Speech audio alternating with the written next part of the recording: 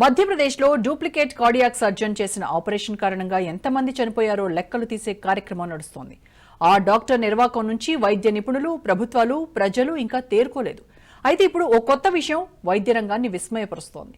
ఎన్నో ఏళ్లపాటు వైద్య విద్యను అభ్యసించి దశాబ్దాల అనుభవం ఉన్న నిపుణులకు కూడా అంతుపట్టని మర్మాన్ని ఆర్టిఫిషియల్ ఇంటెలిజెన్స్ బయటపెట్టిందట. 7 నిపుణులకు కూడా అంతుపట్టని ఆ రోగంతో పాటు అది నయం కావడానికి చికిత్సను కూడా సూచించిందట ఏఐ. మరి రేపటి రోజుల్లో డాక్టర్లతో అసలు పనే ఉండదా?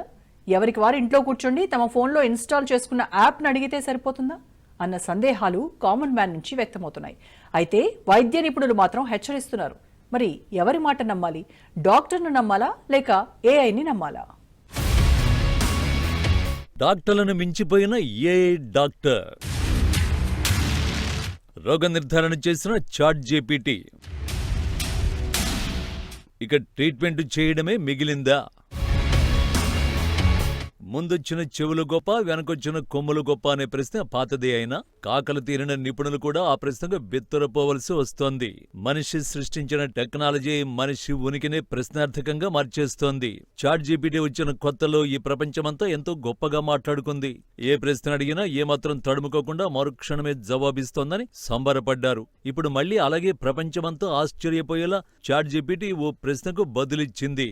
అది కూడా 17 మంది వైద్య నిపుణులు తేల్చని వ్యాధి గుట్టును 2-3 సెకన్లలో చాట్ జీపీటీ తేల్చేసిందట.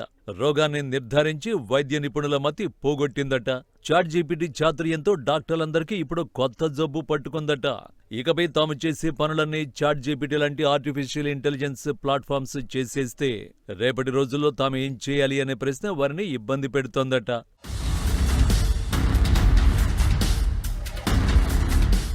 ఇంతకీ అసలు విషయం ఏంటంటే, అమెరికాలో అలెక్స్ అనే అబ్బాయి అనారోగ్య సమస్యను ఆర్టిఫిషియల్ ఇంటెలిజెన్స్ గుర్తించింది. 17 మంది వైద్య నిపుణులు నెలల తరబడి చేసిన స్టడీస్ ఫలించకపోవడంతో అలెక్స్ తల్లి విసిగిపోయి ఓ ట్రయల్ వేద్దామని చాట్ జీపీటీని అప్రోచ్ అయింది. తన అప్రోచ్లో చాట్ జీపీటీ సక్సెస్ కావడంతో ఇప్పుడు ఈ అంశం ప్రపంచవ్యాప్తంగా ఆసక్తి రేపుతోంది. వైద్య నిపుణుల వేదికల్లో గుబులు రేపుతోంది. అలెక్స్ 16 ఏళ్ల వయసు గల కుర్రాడు. కాలిఫోర్నియాలోని శాన్ ఫ్రాన్సిస్కోలో వారి కుటుంబం ఉంటుంది. అలెక్స్ పేరెంట్స్ సిలికాన్ వ్యాలీలోని ఓ టెక్ పరిశ్రమలో పనిచేస్తారు. తండ్రి సాఫ్ట్వేర్ ఇంజనీర్, తల్లి ఏఐ ఆధారిత హెల్త్ కేర్ స్టార్టప్లో డేటా సైంటిస్ట్ గా పనిచేస్తుంది. పేరెంట్స్ గా ఉన్న టెక్ నేపథ్యం కారణంగా ఏఐ సామర్థ్యాల గురించి వారికి చాలా వరకు అవగాహన ఉంది. ఇక కొడుకు అలెక్స్ గత 2 ఏళ్లుగా దీర్ఘకాలిక అలసట, తలనొప్పి, అజీర్ణ సమస్యలతో బాధపడుతున్నాడు. అలాగే హైట్ పెరగడం లేదు. వారు ఇలాంటి సమస్యల్ని ఆలస్యంగా గుర్తించడం గమనార్హం.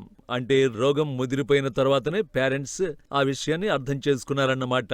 మొత్తానికి అబ్బాయి సమస్య అర్థం కాగానే వారు స్థానిక వైద్యులకు చూపించారు. అప్పుడు డాక్టర్లు ఆ అబ్బాయి లక్షణాలను సాధారణ టీనేజీ ఒత్తిడి, ఆహార అసమతుల్యత వల్ల వచ్చినదిగా నిర్ధారించారు.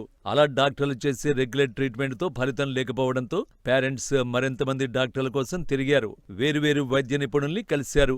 అలెక్స్ ఫేస్ చేస్తున్న లక్షణాలు ఏదో ఒక రకం జబ్బుకు సంబంధించినవి కాకుండా అనేక వ్యాధులకు సంబంధించినవిగా ఉండడంతో నిపుణులు రోగ నిర్ధారణ చేయడం సవాలుగా మారింది. మరోవైపు అమెరికా హెల్త్ కేర్ సిస్టంలో నిపుణుల అపాయింట్మెంట్ల కోసం ఎక్కువ కాలం వేచి ఉండాల్సి రావడం కూడా పేరెంట్స్ కు నిరాశ కలిగించింది.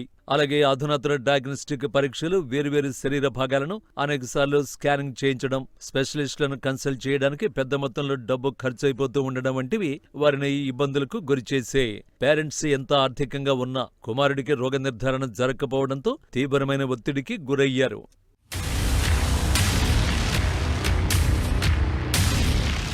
కోవిడ్-19 సమయంలో అలెక్స్కు తరచుగా పంటి నొప్పి వచ్చింది. చిగుళ్లలో నొప్పి పుట్టడం, దంతాలు బలహీనంగా ఉండడంతో పాటు మనిషి వయసుకు తగినట్టుగా ఎదగలేకపోతున్నాడు. దీంతో శరీరం బలహీనంగా తయారైంది. బలం లేకపోవడం వల్ల తూలి పడిపోవడం వంటి లక్షణాలు కనిపించాయి. ఎంఆర్ఐ లాంటి ఎన్ని పరీక్షలు చేయించినా అసలు జబ్బేంటో ఎవరూ ఖచ్చితంగా చెప్పలేకపోయారు. అప్పుడే ఆమెకు చాట్ జీపీటీ గుర్తొచ్చింది. ఇదేమైనా సాయం చేస్తుందేమో చూద్దామని చెప్పి ఎంఆర్ఐ పరీక్షల రిపోర్టులు, లక్షణాలను ఒక్కొక్కటిగా చాట్ జీపీటీకి వివరిస్తూ పోయింది. ఆశ్చర్యంగా కొద్ది నిమిషాల్లోనే ఆ జబ్బు ఎలాంటిదో చెప్పింది చాట్ జీపీటీ. దాన్ని టెథర్డ్ కార్డ్ సిండ్రోమ్ గా పేర్కొనడం విశేషం. ఇదో అరుదైన నాడీ సమస్య. వెన్నుపాము మీద దాడి చేస్తుంది. ఎదుగుదల, కదలికల వంటి వాటిని దెబ్బతీస్తుంది. ఏఐ ఇచ్చిన సలహాల మేరకు ఆమె అలాంటి లక్షణాలతో బాధపడుతున్న పిల్లల పేరెంట్స్ ఉండే సోషల్ మీడియా గ్రూపులో చేరింది. వారి సూచనలు, సలహాలు కూడా తీసుకుంది.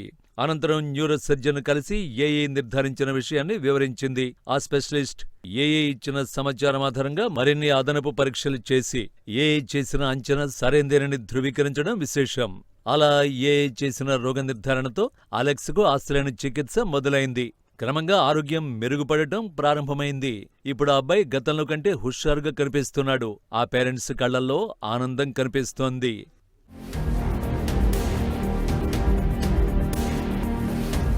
మొత్తానికి చాట్‌జీపీటీ వెలిబుచ్చిన అభిప్రాయం సరైందేనని తేలడం అలెక్స్ వరకు ఎంతో సహాయకారిగానే ఉన్నా డాక్టర్లలో టెన్షన్ పుట్టిస్తోంది.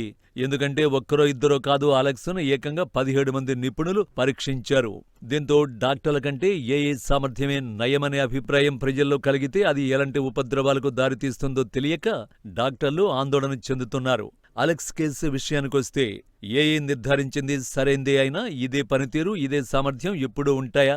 ఉండవనేదే సమాధానం. ఎందుకంటే చాట్‌జీపీటీ ఎంత మూర్ఖంగా వ్యవహరించిందో ఇప్పటికే నిర్ధారణ అయింది. చాట్‌జీపీటీ వ్యవస్థాపకుడు శామ్ ఆల్ట్మన్ను చూసి ప్రపంచమంతా నవ్వుకుంది.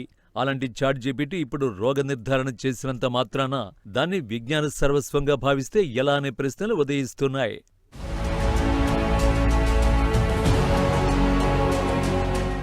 ఏఏ సిస్టంలు వాటికి అప్లోడ్ చేసిన లేదా వాటికి అందుబాటులోకి వచ్చిన డేటా మీదనే పనిచేస్తాయి.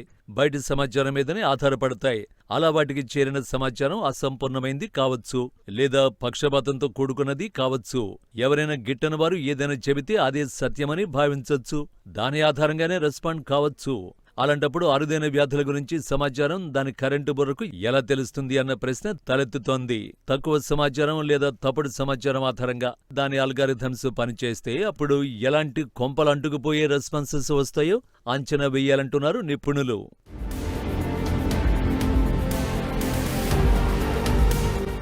అయితే ఏఏ అస్సలు పనికిరాదా అంటే కనుక అలా గుడ్డిగా ఓ ముద్ర వేయలేం. కానీ ఏఏ లాంటి సాధనాల్ని వైద్యులు ఉపయోగించడం వల్ల వారు ఒక స్థిరమైన స్వీయ అభిప్రాయానికి రావచ్చు అంటున్నారు నిపుణులు. అయితే నిపుణులు కాకుండా సామాన్య ప్రజలు లేదా ఆకతాయి పద్ధతుల్లో గనక దీన్ని వాడినట్లయితే దాని పర్యవసానాలు చాలా దారుణంగా ఉంటాయని హెచ్చరిస్తున్నారు.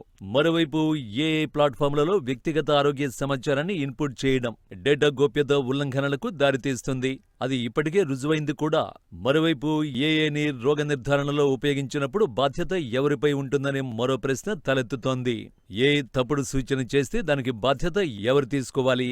ఏఏ డెవలపర్ తీసుకోవాలా, లేక రోగిదా, లేక వైద్యుడే అందుకు బాధ్యత వహించాలా? ప్రతి స్మార్ట్ ఫోన్లో కూడా ఏఏ చేరిపోవడంతో ఎవరైనా ఎలాంటి తప్పుడు సమాచారమైనా దానికి చెబితే దాన్ని బేస్ చేసుకునే ఏఏ రెస్పాండ్ అవుతుంది. మరి ప్రత్యేకించి హెల్త్ కేర్ ఏఏని ఉపయోగించుకునే క్రమంలోనే చాలా జాగ్రత్తలు పాటించాలంటున్నారు. అత్యున్నతమైన గోప్యతా ప్రమాణాలు, అత్యంత శాస్త్రీయమైన పరిజ్ఞానంతో రూపొందించిన హెల్త్ కేర్ ఏఏనే ఉపయోగించాలంటున్నారు నిపుణులు. ఒక్క ముక్కలో చెప్పాలంటే ఏఏ అనేది మనసు, మెదడు లేని మనిషి లాంటిదన్నమాట.